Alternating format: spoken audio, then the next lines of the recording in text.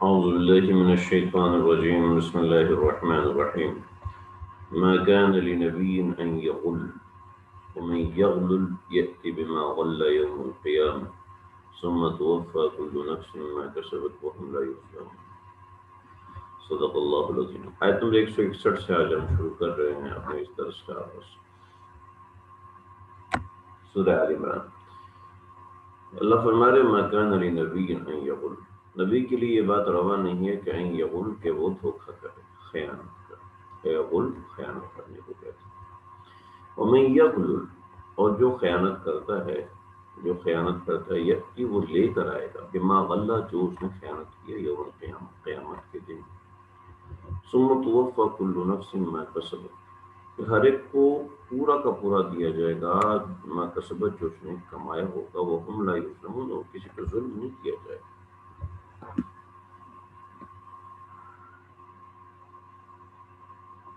کیا ضرورت پیش ہے یہ بات کرنے کی؟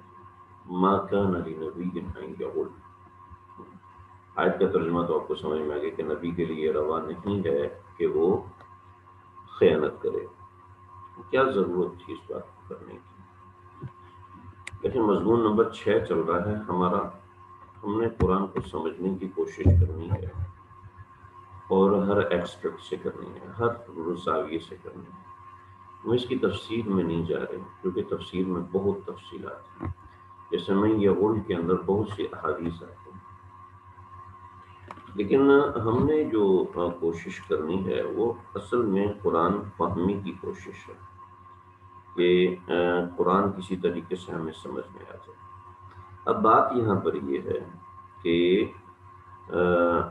کہ نبی اکرم صلی اللہ علیہ وسلم کے بارے میں یہ کہنا، کہ کسی پیغمبر کے بارے میں یہ کہنا کہ ان یغول کہ وہ خیانت نہیں کرتا، پھر پیغمبر بنتا ہی جب ہے جب اس کے اخلاق پورے ہیں، جب اس کی سماویت کے معاملات پورے ہیں۔ تو سمجھ لیں جی بات کیا ہے۔ بات یہ ہے کہ غزوہ احد کے اندر مسلمانوں نے مال اٹھانے میں جلدی کی، تو اس وجہ سے انہوں نے وہ پہاڑ کا درہ چھوڑ دیا جو میں نے آپ کو نقشے کے اندر دکھایا تھا، جبل رومات۔ تو وہ اچھا، اس کی بڑی زبردست تاریخ ہے، میں ایک دوسری طرف نکل جاؤں۔ میں مدینہ کے اندر جو میوزیم ہے اس کے اندر میں نے چند کتابیں دیکھی تھیں، اور وہ کتابیں یہیں اتنی مہنگی تھی کہ ہماری ایکسیس میں نہیں تھی، لیکن میں وہاں کھڑے کھڑے دیکھی۔ تصویر بنانے کی اجازت نہیں تھی، نہیں تو میں آپ کو تصویریں بھی دکھاتا کہ جبل رومات کی تصویریں، کہ جبل رومات کافی اونچا پہاڑ تھا، ابھی یہ پہاڑی چھوٹی سی رہ گئی، پہلے یہ کافی اونچا پہاڑ تھا، اور ادھر سے وادی قنات گزرتی تھی، تو درمیان سے رستہ نہیں تھا، اگر کوئی گزرنا چاہتا تھا تو وہ بڑی آسانی سے شکار ہو سکتا تھا۔ اگر وہ جبل رومات کی پہلی والی تصاویر آپ دیکھ لیتے ہیں تو آپ کو یہ قصہ سمجھنا بہت ہی زیادہ مزیدار ہو جائے گا۔ لیکن بہرحال جبل رومات کے پھر مکانات بھی بنے تھے، وہ مکانات منہدم کیے گئے تو یہ چھوٹا ہوتا گیا۔ اب جبل رومات کے اندر اوپر صحابہ کرام کھڑے ہوئے تھے، اور صحابہ کرام تیاری پکڑی ہوئی تھی، لیکن جب وہ 50 صحابہ کرام وہاں سے ہٹ گئے تو وہ ہٹنے کی وجہ، ان میں سے 50 صحابہ نہیں 40 اس میں سے ہٹ گئے، عبداللہ بن جبیر رضی اللہ عنہ وہیں پر رہے جو کہ شہید بھی ہو گئے۔ تو اب یہ 50 صحابہ میں سے 40 جو نکل گئے، وہ نکل گئے کہ ہمیں جلدی سے مال غنیمت کی تقسیم میں حصہ مل جائے۔ تو ایک درجے کا شبہ تھا کہ کہیں ایسا نہ ہو، یعنی ایک درجے کا شبہ نظر آ رہا تھا، یعنی ان صحابہ کرام کو شبہ نہیں تھا، لیکن ایک درجے کا شبہ نظر آ سکتا تھا کہ کہیں ایسا نہ ہو کہ ہم دیر سے پہنچے تو ہمیں مال غنیمت نہ ملے۔ اور یہ جو لوگ بدگمانی کرتے ہیں صحابہ کرام سے، ذہنی طور پر ذہن میں رکھیں کہ یہ بدگمانی اپنے طور پہ کرتے ہیں، یہ صحابہ کرام کو اپنے جیسا سمجھتے ہیں۔ اصل میں تو صحابہ کرام کی مینٹیلٹی یہ تھی کہ جتنا ملے گا اتنا اللہ کے راستے میں خرچ کریں گے، تو یہ ان کی مینٹیلٹی تھی۔ تو ان کے ذہن میں تھا کہ ان کے ذہن میں یہ شبہ آ سکتا تھا، تو اللہ نے اس کو رد کر دیا۔ ما کان لنبی ان یغل، نبی کے لیے یہ روا نہیں کہ وہ کسی کی خیانت کرے، لہٰذا کوئی جبل رومات پہ کھڑا رہتا، مال غنیمت جمع نہ کرتا، تو اس کو وہی حصہ ملنا تھا جو وہ نیچے اتر کے لے رہا ہے۔ جب نیچے اتر کے لے رہا ہے وہی حصہ ملنا تھا، اور اوپر موجودگی میں بھی وہی حصہ ملنا تھا، تو پھر اس کو اترنے کی ضرورت کیا ہے؟ تو یہ سمجھایا گیا۔ تھوڑا سا اشارہ میں نے سائڈ میں حاشی میں دے دیا ہے. یہ طریقہ مجھے بڑا اچھا لگا کہ ہر آیت کے سامنے جو تھوڑی تھوڑی اس کی ڈسکرپشن ہے وہ میں بتا دیا ہوں. تو اس میں تھوڑی سی محنت لگتی ہے، لیکن بڑا میں چاہ رہا تھا ناغا نہ ہو، میرے کل ایگزام بھی ہیں تو آپ لوگ دعا بھی کیجیے گا، لیکن میں چاہ رہا تھا اگر ناغا نہ ہو ہم تھوڑا سا ایک کنارے تک پہنچ جائے رمضان تک. تو لیکن بہرحال یہ سمجھنے کے لیے ضروری ہے. فمن تبع افمن تبع رضوان اللہ. تو یہاں پر ایک استفہام انکاری ہے. یہ شروع میں جو عادت ہے اس کو استفہام انکاری کہتے ہیں. استفہام انکاری آپ سمجھ لیں. او اوپر والی آیت ہے ومن یغلل اور جو خیانت کرے گا یأتی بما غلّ، تو جس چیز کی خیانت کی ہوگی اس کو قیامت کے دن لے کر آئے گا. ثم توفى كل نفس ما كسبت وهم لا يظلمون. اس کے بارے میں کئی دفعہ ذکر کر چکا. افمن تبع رضوان اللہ كمن باع بسخط من اللہ ومأواه جہنم وبئس المصیر. افمن کیا وہ شخص تبع کہ جو اتباع کرے رضوان اللہ اللہ کی خوشنودی کی. کمن یہ کیا یہ اس شخص کی طرح ہو سکتا ہے جو کہ باع بسخط من اللہ جو کہ اللہ کی ناراضگی کو مول لے، ومأواہ جہنم اس کا ٹھکانہ جہنم، وبئس المصیر یہ بہت برا ٹھکانہ.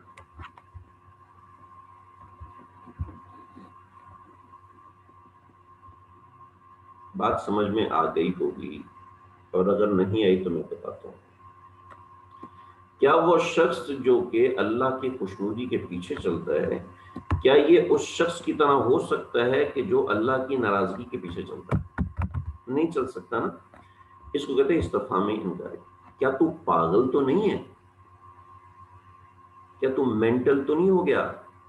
مطلب یہ ہے کہ آپ مینٹل نہیں ہوئے پھر ایسی بات کیوں کر رہے ہیں. اس کو استفہام انکاری کہتے ہیں. یعنی ایسا سوال جس میں انکار پوشیدہ ہو، ایسا سوال جس کے اندر انکار ساتھ شامل ہو رہا ہو، اس کو استفہام انکاری کہتے ہیں. تم کوئی باورچی ہو؟ تم باورچی تو نہیں ہو نا جو اس طرح کی حرکتیں کر رہے ہو. ویسے ہم کسی کو کہتے ہیں کہ تم چور تو نہیں ہو نا جو اس طرح کی حرکتیں کر رہے ہو. تو یہ سوال جو ہوتا ہے یہ سوال انکار والا سوال ہوتا ہے کہ نہیں نہیں تم ایسے نہیں ہو، لیکن حرکتیں کیسی کر رہے ہو، چوروں والی کر رہے ہو. تو اللہ کہہ رہے ہیں افمن تبع رضوان اللہ کمن باع بسخط. کیا وہ پیغمبر جو اللہ کی خوشنودی کے پیچھے چلتا ہے، کیا وہ ان لوگوں کی طرح ہو سکتا ہے جو اللہ کی نافرمانی پہ چلتے ہیں؟ اب بات امید ہے سمجھ میں آ گئی ہوگی جن کو سمجھ میں نہیں آئی. افمن تبع رضوان اللہ کمن باع بسخط من اللہ ومأواہ جہنم وبئس المصیر. کہ کیا وہ شخص جو کہ اللہ کی تابعداری کرتا ہے، کیا یہ اس بندے کی طرح ہو سکتا ہے جو اللہ کی ناراضگی کے ساتھ چلتا ہے اور اس کا ٹھکانہ جہنم ہے اور وہ بہت ہی برا ٹھکانہ ہے. تو کیا پیغمبر ایسا ہو سکتا ہے؟ نہیں ہو سکتا. جب تم ایسا نہیں سوچتے تو تم نے ایسی حرکت کیوں کی؟ یہ سمجھانا مقصود تھا. امید ہے بات سمجھ میں آ گئی. اور یہ جو پیغمبر ہوتے ہیں ہم درجات عند اللہ، ان کے درجات اللہ کے پاس. واللہ بصیر بما یعملون، اللہ دیکھنے والے ہیں جو یہ لوگ کر رہے ہیں. چنانچہ یہ پیغمبر محمد صلی اللہ علیہ وسلم جو ہیں لقد من اللہ علی المؤمنین، کہ اللہ نے احسان کیا ہے مومنین کے اوپر، اذ بعث فیہم رسولا من انفسہم، کہ انہی میں سے ایک پیغمبر بھیجا ہے. یہ پیغمبر انسانوں کی صنف میں سے ہوتا ہے. وہ کیا کام کرتا ہے؟ یتلو علیہم آیاتہ، تلاوت کرتا ہے ان کے اوپر قرآن کی آیات. ویزکیہم، ان کا تزکیہ کرتا ہے. ویعلمہم الکتاب، ان کو کتاب کی تعلیم کرتا ہے. والحکمہ، حکمت کی تعلیم کرتا ہے. پہلے بارے کے اندر ہم نے تفصیل پڑھی. آپ اگر چاہتے ہیں تو وہ والا درس دوبارہ سن لیجئے، گروپ میں کوئی بھیج بھی دے گا، آپ حضرات کو مل بھی جائے گا، وہ جس کے اندر یہ چاروں باتوں کی تفصیل ہے. وَإِن كَانُوا مِن قَبْلُ لَفِي ضَلَالٍ مُّبِينٍ، اور اس سے پہلے یہ لوگ کافی بہت بڑی گمراہی میں تھے. اس سے پہلے یہ لوگ بہت بڑی گمراہی میں تھے. پیغمبر آئے اور پیغمبر نے چار قسم کی تعلیمات دی. جب چار قسم کی تعلیمات کی تو تم گمراہی سے نکل آئے. جب تم گمراہی سے نکل آئے تو پھر وہ حرکتیں کیوں کر رہے ہو؟ سمجھ رہے ہیں؟ یہ آیت کا مصداق ہے، آیت کو سمجھائے گا. اب مزید دوبارہ تسلی دی جا رہی ہے مسلمانوں کو. اولما اصابتکم مصیبت قد اصبتم مثلیہا قلتم انا ھذا. اولما اصابتکم مصیبت، اولما کیا جب تم کو مصیبت پہنچی، اولما جب تم کو ایسی مصیبت پہنچی، اولما جب تم کو پہنچی، اصابتکم مصیبہ کوئی مصیبت، قد اصبتم مثلیہا قد اصبتم جو کہ تم پہنچا چکے ہو ان کو، مثلیہا اس سے دگنی، مثلیہا اس سے دگنی. قل تم پھر تم یہ کہتے ہو انا ھذا یہ کہاں سے آ گئی. قل ہوا من عند انفسکم تو آپ کہہ دیجئے، آپ کہہ دیجئے ہوا من عند انفسکم یہ تو تمہارے اپنی نفس کی وجہ سے، تمہارے اپنی غلطی کی وجہ سے وہ غلطی کی. ٹھیک ہے جی، وہ غلطی یہ ہے کہ تم نے پیغمبر کی بات نہیں مانی، یہ غلطی تم نے کی. ان اللہ علی کل شیء قدیر، اللہ ہر چیز پر قادر ہے. جیسے آج اللہ نے تم کو شکست دلوائی ہے، کل اللہ ان کو دوبارہ شکست دلوا سکتے ہیں. آج جیسے تمہیں شکست ہوئی کل ان کو بھی شکست ہو سکتی ہے. ان اللہ علی کل شیء قدیر، اللہ ہر چیز پر قادر ہے.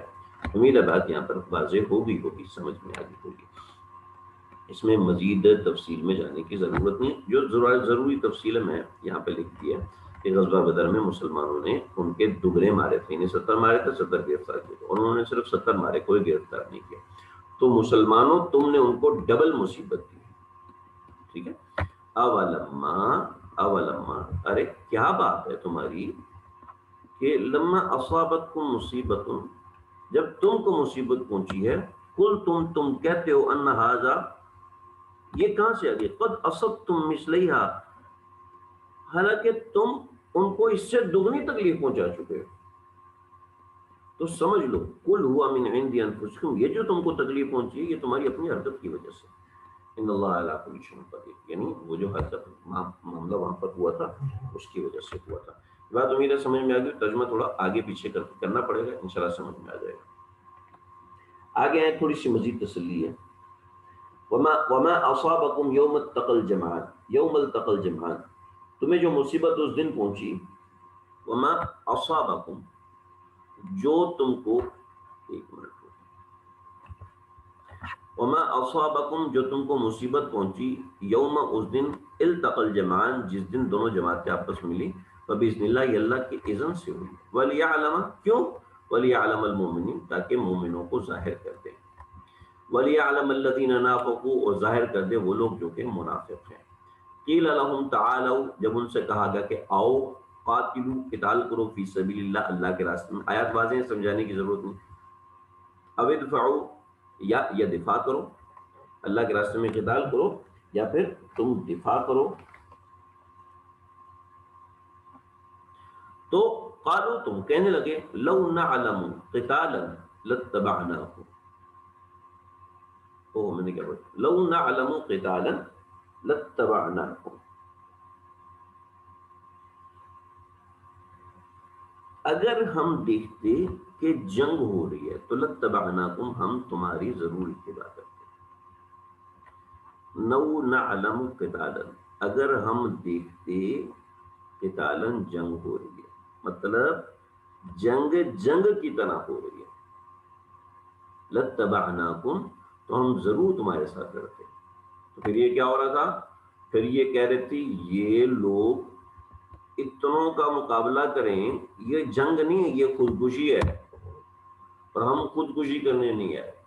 ٹھیک ہے، ہم تو جنگ کرنے ہیں.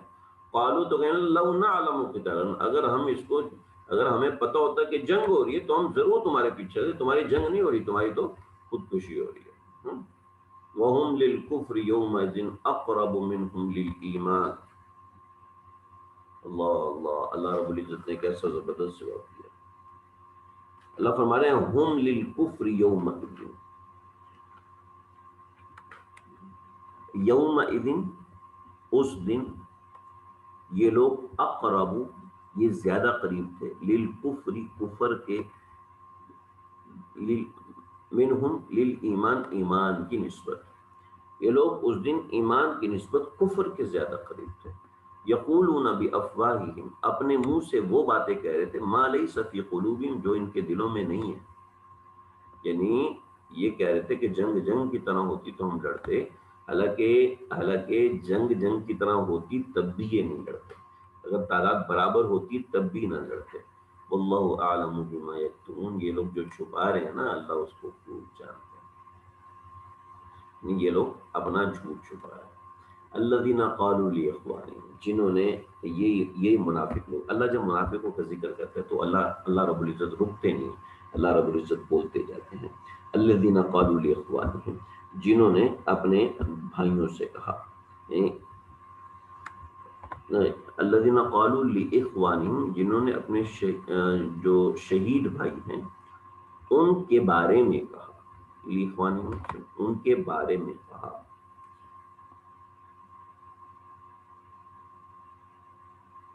لو اطاعونا ما قتلوا، اگر یہ ہماری بات مانتے، لو اطاعونا ما قتلوا، اگر یہ اطاعت ہماری کر لیتے تو یہ کبھی بھی قتل نہ ہوتے۔ الذین قالوا لاخوانہم، جو اپنے بھائیوں کے بارے میں باتیں کرتے ہیں، وقعدوا اور بیٹھے بیٹھے باتیں، یہ رہ گیا تھا، اور بس بیٹھے بیٹھے باتیں کرتے ہیں، اس کے علاوہ کچھ نہیں ان کو آتا۔ قل، آپ ان سے کہہ دیجئے، فدروا، اگر یہ ہمارے پیچھے چلتے نا تو ان کو موت نہ آتی۔ تو اللہ چیلنج کر رہے ہیں، میں نے یہاں پہ لکھا چیلنج، تو اللہ چیلنج کر رہے ہیں،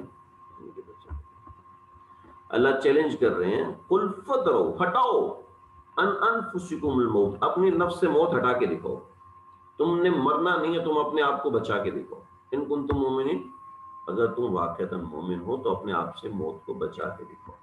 اور یہ جو لوگ مارے گئے ان کے بارے میں جنہوں نے باتیں کی ہیں، تو اللہ کہتے ہیں وَلَا تَحْسَبَنَّ الَّذِينَ قُتِلُوا فِي سَبِيلِ اللَّهِ أَمْوَاتٌ، ان کے بارے میں یہ ہرگز مت سوچنا وہ لوگ جو کہ اللہ کے راستے میں مارے گئے اموات کے وہ مر گئے، نہ نہ نہ نہ نہ، بل احیاء، بلکہ وہ زندہ ہیں، عند ربہم، اپنے پروردگار کے پاس۔ کیسے زندہ ہے؟ یرزقون، ان کو کھانے بھی کھلائے جاتے ہیں، ارے بھائی ان کو کھانے بھی کھلائے جاتے ہیں، اور کیا ہوتا ہے؟ فرحین بما آتاہم اللہ من فضلہ، خوشی خوشی لیتے ہیں، بما آتاہم اللہ من فضلہ، جو ان کو اللہ کے فضل سے ملتا ہے اس کو لیتے ہیں۔ ویستبشرون بالذین لم یلحقوا بہم من خلفہم، اللہ،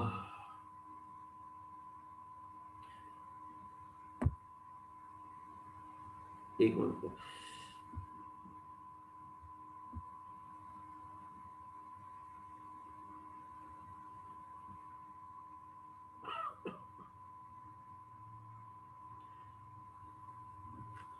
وَيَسْتَبْشِرُونَ، اور خوشی مناتے ہیں، بالذین، ان لوگوں کے بارے میں، لم یلحقوا بہم، جو ان سے نہیں ملے، من خلفہم، ان کے پیچھے سے، جو لوگ مسلمانوں کے ساتھ نہیں آ کے ملے، یعنی شہید نہیں ہوئے، ان کے بارے میں خوشی مناتے ہیں کہ یہ لوگ کامیاب گزرے ہیں، ان کو فتح ملی ہے، اور یہ کل کو ہم سے آ کے ملیں گے، تو اس نوعیت کی خوشی مناتے ہیں۔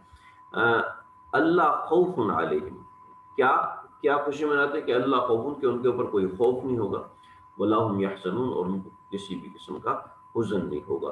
یستبشرون بنعمت من اللہ، اور بشارت دیتے ہیں ان کو اللہ کی نعمت کی اور فضل کی۔ یستبشرون، بشارت دیتے نہیں بلکہ یستبشرون، وہ خوشی مناتے ہیں، یستبشرون کا صلہ با آ گیا نا، تو وہ خوشی مناتے ہیں، وہ خوشی مناتے ہیں اس نعمت پر جو ان کو اللہ کی طرف سے ملتی ہے، اور فضل پر جو ان کو اللہ کی طرف سے ملتا ہے، اور وَأَنَّ اللَّهَ لَا يُضِيعُ أَجْرَ الْمُؤْمِنِينَ، اور اللہ مومنین کے اجر کو ضائع نہیں کرتے۔